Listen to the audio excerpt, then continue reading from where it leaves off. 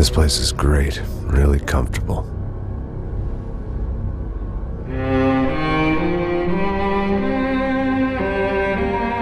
I'm just gonna get settled in. Time to move on, get on with my life. Yes, absolutely.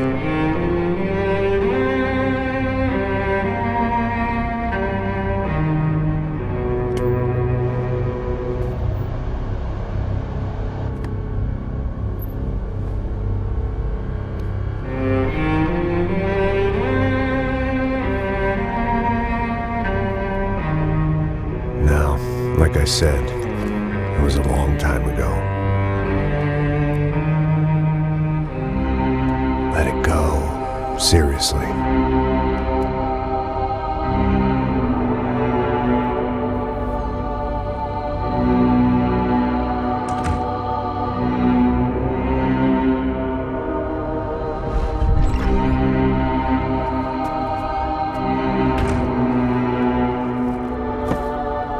Definitely more my style than Panama, or Hoboken, I guess.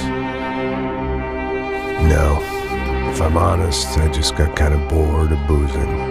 I mean, once in a while, but not all the time. You're right, it wasn't doing me any favors. Maybe I'd lost my self-respect, but it's back. I'm excited, really. I really needed a new start.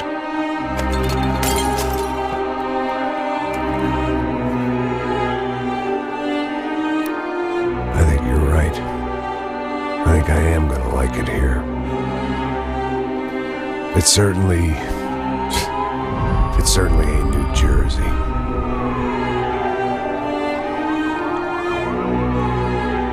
It's my new life. Just like you said.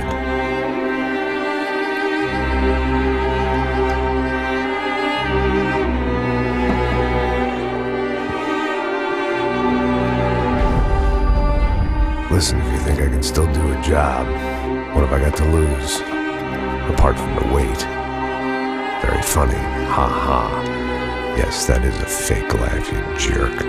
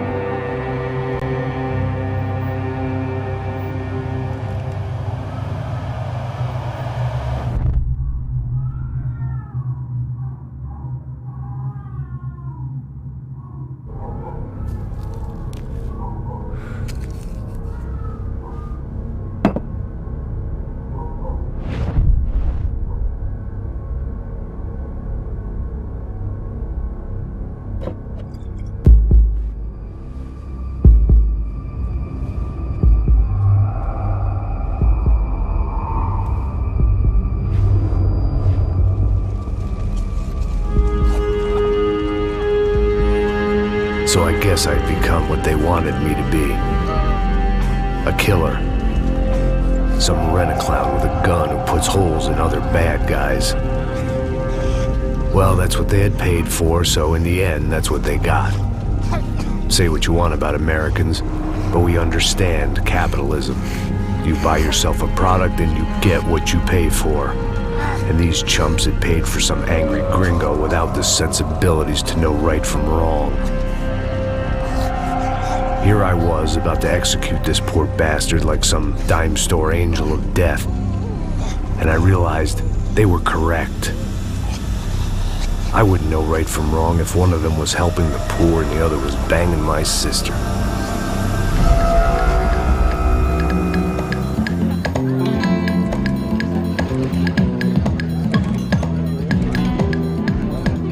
I'd arrived in Sao Paulo a few weeks before.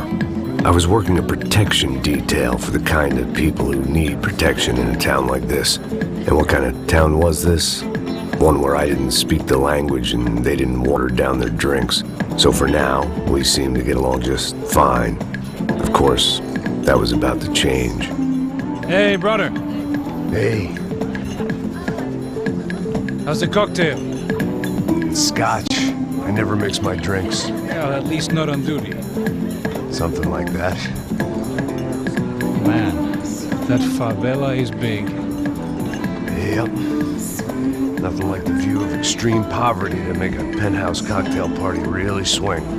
I guess they call it trickle-down economics. That's funny. It's supposed to be a charity thing. Drink and give money. I don't know, something for the kids. Hey, listen, man. We better look lively. This place is a nightmare. They just got cowboys running security downstairs. And something rotten in the air. That didn't mean much. There was always something rotten in the air. The family we were protecting were local celebrities, rich parasites with delusions of humanity. The kind of people who end up in glossy magazines or body bags, depending on how their luck runs. So where are they all? I see Rodrigo over there talking to that guy. Yeah, I don't know him.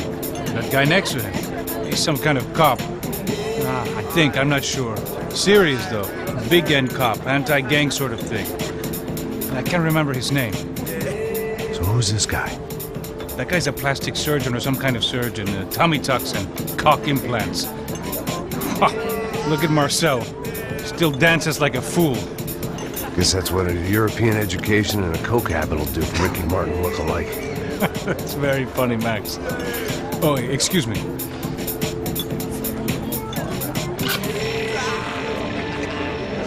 I was mostly working for Rodrigo Branco, a local businessman. Built things, did some charity, had things named after him, won awards, owned things, people.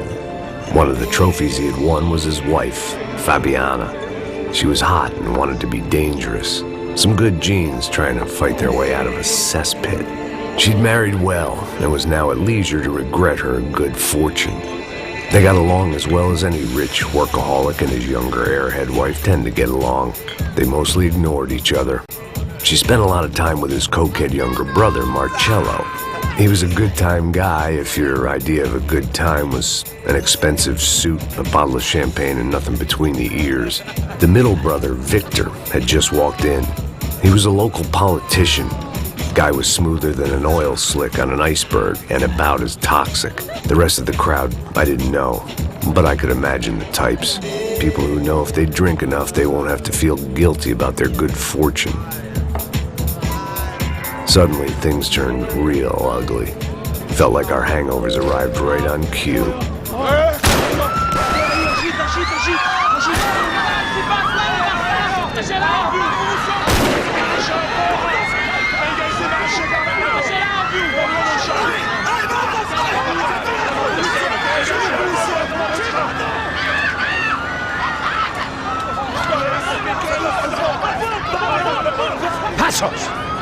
What was that? I don't know what the fuck that was. Let's go. Things had gone from fine to fucked up in about a second.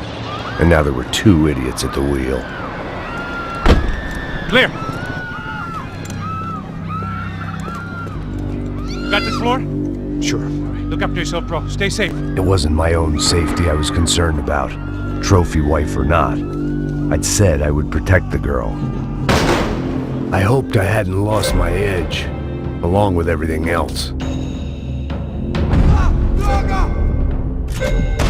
It was time to choose, a nasty fall or a bullet to the head.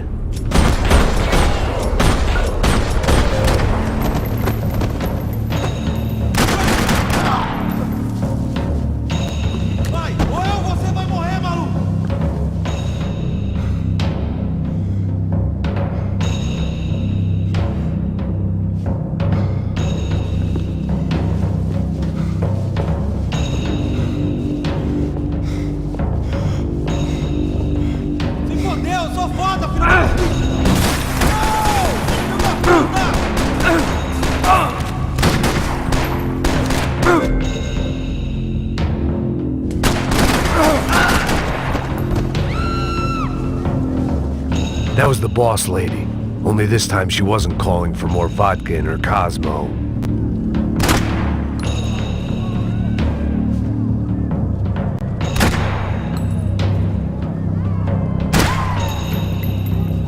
She was out on one of the balconies, and I hoped, not about to be thrown off it.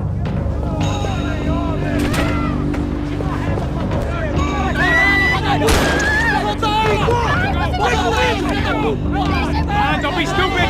Don't be stupid! Let her go! Let her go! Come on! It might have been stupidity or drunkenness, or maybe both. But before I knew it, I was back taking insane risks, trying to save fallen women.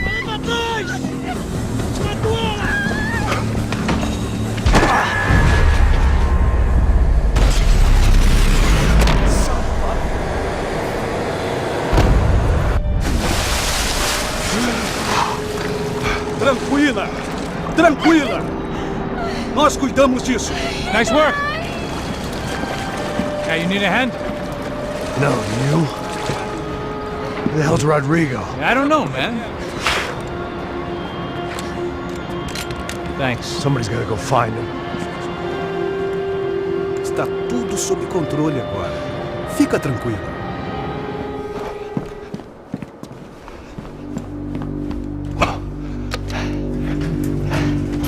I imagined the elevator doors opening to a firing squad of muzzles. As far as I could see it, the one thing my plan had going was that no one else would be stupid enough to pull this move. Where's Bronco?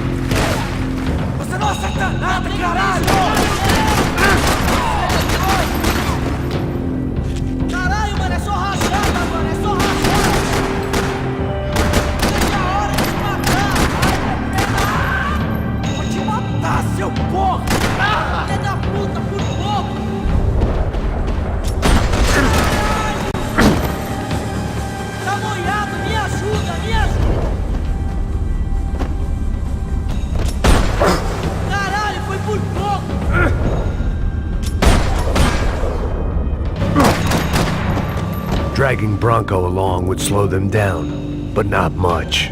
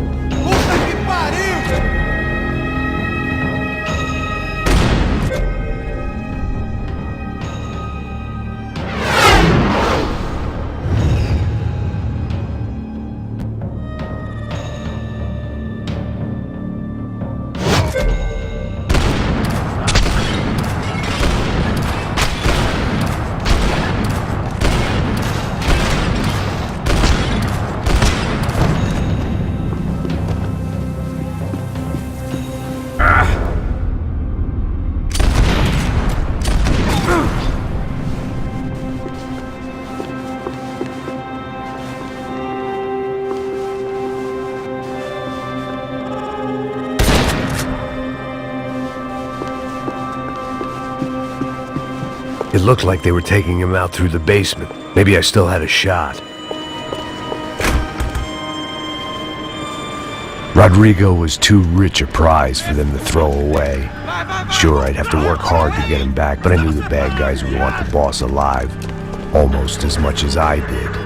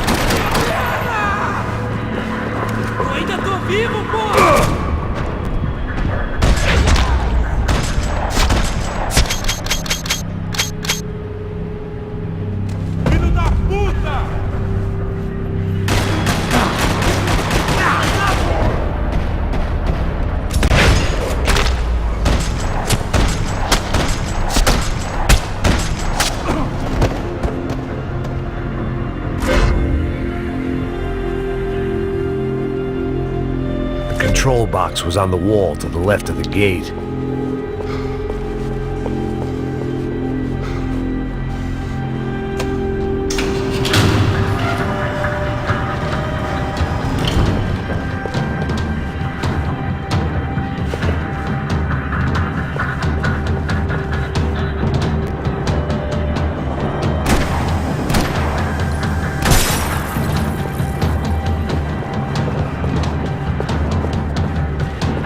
I had to keep moving. I didn't want to fuck this up more than I already had.